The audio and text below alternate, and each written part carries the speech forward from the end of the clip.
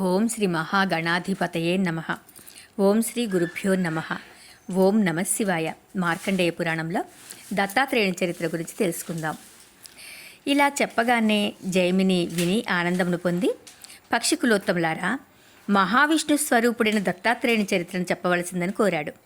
పక్షులు చెబుతున్నవి జైమిని ఇలా చెప్తున్నాయి పక్షులు. జైమిని, మహావిష్ణువైన దత్తాత్రేయ మహాముని యుద్ధకు కొందరు మునికుమారులు వచ్చి ఆయనకు శుశ్రూషణ చేసి యోగ మార్గమును ఉపదేశించవలసిందని ప్రార్థించెను. ఒకనాడు దత్తాత్రేయుడు ఒక తటాకమునకు వెళ్ళి తటాక మధ్యమున నీటిలో మునిగి తపమును చేయుచుండెను. మునికుమారులు అందరూ తటాకం యొక్క గట్టునకు చేరి గుమికూడి మాట్లాడుచున్నారు. దత్తాత్రేయుడు గుమికూడి మాట్లాడుకొనుచున్న మునికుమారులను చూసి, అయ్యో, వీరందరూ నన్ను బాధించుచున్నారు, అందువలన నా తపంపునకు విఘ్నం కలుగుచున్నది. వీరినందరూ ఏదో మార్గము పన్ని వదిలించుకోవాలని యోచించి తన మాయచే దివ్య సుందర రూపమును గల ఒక కాంతను పుట్టించి కామపరవశుడై సురాపానమును చేయుచు ఆమె వెంట తిరుగుచుండెను. అది చూసి మునికుమారులు, అయ్యో, ఇతడు దుర్మార్గుడు, త్రాగుబోతు, కామినీలోలుడు, ఇతనికి యోగము తెలియదు అని ఆలోచించి ఎవరి తావులకు వాళ్ళు వెళ్ళిపోయారు. తర్వాత దత్తాత్రేయుడు ఆమెను వదిలి స్వేచ్ఛగా యోగాభ్యాసం చేయుచుండెను. కొంతకాలమునకు సకల లోకములను పాలింపబడుచున్న కృతవీర్యుడను రాజు మృతుడయ్యాడు. అతని కుమారుడు కార్తవీర్యార్జునుని రప్పించి, నీ తండ్రి మృతుడయ్యాడు, నీ వంశానుగతంబగు రాజ్యమును వహించవలసింది అని అమాత్యాది సకల జనులు కోరారు. ఆ మాటలు కార్తవీర్యుడు విని, అమాత్యాది పురజనులారా, రాజా రాష్ట్రం కృతం పాపం అని రాజ్యాంతే నరకం ధ్రువం అని చెప్పబడి ఉన్నది, కనుక నేను రాజ్యభారమును వహించజాలను, యోగ మార్గమును అవలంబించి తపంబునకు వెళ్ళెదను అని చెప్పాడు. ఆ మాటలు విని మంత్రి పురోహితాదులు ఇలా చెప్పారు. మంత్రి కార్తవీర్యార్జుల సంవాదము. అయ్యా రాజకులశేఖర, కార్తవీర్య, రాజు లేని ఎడల లోకములు అరాజకమై జార చోరాది దుర్మార్గుల వలన ప్రజలు బాధింపబడుదురు. అందువలన యజ్ఞయాగాది కర్మలు నశించును. సాధుజన దేవతాదులకు బాధలు కలుగును. ఆ పాపము సమర్థుడైన రాజు ఉండియు రాజ్యమును ధర్మయుక్తముగా పాలించని ఎడల రాజును పొందును అని మంత్రులు మొదలగువారు చెప్పారు. ఆ మాటలు కార్తవీర్యుడు విని ఏమీయూ చెప్పక యూరకున్నాడు. ఆ సమయమునందు గర్గమహాముని, ఓ కుమారా, నీవు దత్తాత్రేయ మహాముని వద్దకు వెళ్ళి అతనిని ఆశ్రయింపుము. ఆ ముని 3 లోకములను రక్షింపగల సమర్థుడు. సహ్య పర్వతమునందు ఆశ్రమము కల్పించుకొని తపము చేస్తున్నాడు. అతడు యోగ మార్గమును అవలంబించిన మహావిష్ణు అంశ సంభూతుడు. ఆ మహామునిని ఆశ్రయించి దేవేంద్రాదులు రాక్షసులను సంహరించి స్వర్గాధిపత్యమును వహించి సుఖించుచున్నారు అని చెప్పాడు. ఆ మాటలకు కార్తవీర్యుడు, ఓ మునిపుంగవా, దేవేంద్రాదులు ఆ దత్తాత్రేయునే విధముగా ఆశ్రయించారు, రాక్షసులు ఇంద్రరాజ్యమునిట్లు అపహరించారు, చెప్పవలసిందని కోరాడు.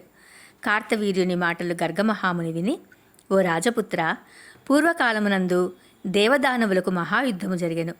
ఆ యుద్ధంలో దేవతలకు దానవులకు సంధి కుదిరి శంభుడను దానవుడు రాక్షసలోకమునకు రాజుగా ఉండునటులను, శచీపతి అయిన ఇంద్రుడు దేవతాలోకమునకు రాజుగాను ఉండునట్లా ఏర్పాటు చేసుకున్నారు. కానీ రాక్షసులు అసూయ కలవారై దేవతాలోకమును కూడా ఆక్రమించుకొనుటకు యోచించి ఇంద్రుడి మీదకు యుద్ధమునకు వచ్చారు. ఆ యుద్ధము అనేక సంవత్సరములు జరిగింది. తుదకు దేవతలకు అపజయము కలిగి పలాయనమై పారిపోయారు. అప్పటి రాక్షసరాజు విప్రజిత్తు స్వర్గమును ఆక్రమించుకుని రాజ్యము చేయుచున్నాడు. దేవతలు రాజ్యహీనులై ఏమీయూ తోచక బృహస్పతి వద్దకు వెళ్ళి చెప్పారు. ఆ సమయంలో వాలకిల్యాది మహామునులు అచ్చటనే ఉన్నారు.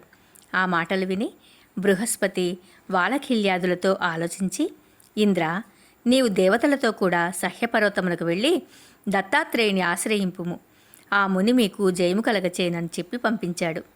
దేవతలు సహ్యపర్వతమునకు వెళ్ళి దత్తాత్రేయుని ఆశ్రయించి అనేక విధములుగా స్తోత్రములు చేశారు. ఆ మునికి దేవేంద్రాదులు శుశ్రూషలను చేయుచున్నారు.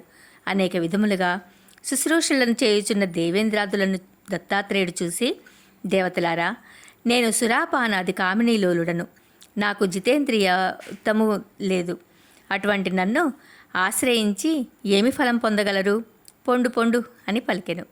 ఆ మాటలు విని దేవతలు, అయ్యా, నీవు మహావిష్ణు సంభూతుడవు, దత్తాత్రేయుడవు, నిర్లిప్తుడవు, యోగాభ్యాసాది అంతఃకరణ పరిశుద్ధుడవు. నీవు నెరవేర్చలేని కార్యములను ఇతరులు ఎవ్వరూ నెరవేర్చలేరు. రాక్షసులు మమ్ములను వెడలగొట్టి మా స్వర్గమును ఆక్రమించుకున్నారు.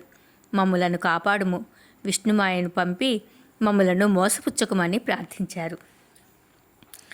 ఆ మాటలను దత్తాత్రేయుడు విని సంతోషించి, దేవేంద్రాది దేవతలారా, మీకు ఒక ఉపాయమును చెప్పెదను. మీరు శీఘ్రంగా వెళ్ళి రాక్షసులను యుద్ధమునకు పిలవండి. ఆ యుద్ధ సమయమునందు మీరు వెనుకకు జరుగుచూ ఆ రాక్షసులు నా దృష్టికి కనపడినట్లు చేయుడు. నా దృష్టికి గోచరమైన ఎడల రాక్షసులు నశిస్తారని చెప్పి దేవతలను రాక్షసుల మీదకు యుద్ధానికి పంపించాడు. దేవతలు రాక్షస రాజులైన విప్రజిత్తు, జంబాసురుడు మొదలగు వారి వద్దకు వెళ్ళి యుద్ధమునకు ప్రేరేపించారు. ఆ మాటలు రాక్షసులు విని కోపోద్రేకం కలవారై తమ తమ ఆయుధములను ధరించి దేవతల మీదకు యుద్ధానికి వచ్చారు. దేవతలు ఉద్రేకులై వచ్చిన రాక్షసులతో యుద్ధమును చేయుచు నెమ్మదిగా వెనుకకు జరుగుచు యుద్ధము చేయుచు దత్తాత్రేయుని ఆశ్రమ సమీపానికి తీసుకుని వచ్చారు. అలా వచ్చిన రాక్షసులు చూస్తుండగా దేవతలు పారిపోయి దత్తాత్రేయుని వెనుకకు చేరారు. రాక్షసులు దేవతలను తరుముకొని చూపోయి దత్తాత్రేయుని చూశారు. ఆ సమయమునందు దత్తాత్రేయులు ఘోరంగా తపం చేయిస్తున్నారు. ఆ ముని సమీపమునందున్న దివ్య సుందర విగ్రహమగు నారీరత్నం ఉన్నది. ఆమెను చూసి మోహం చెంది దేవతలను వదిలి ఆ నారీరత్నమును పట్టుకొని శిబిక ఎందు కూర్చుండబెట్టుకొని తమ స్వస్థానమునకు శిబికను శిరంబున పెట్టుకుని పరిగెడసాగిరి. దత్తాత్రేయుడు తపంబు చాలించి రాక్షసులు మహాలక్ష్మిని శిరంబున వహించి తీసుకుని వెళ్ళటను చూసి నవ్వుతూ దేవతలతో ఇలా చెప్తూ ఉన్నాడు. ఓం నమః శివాయ.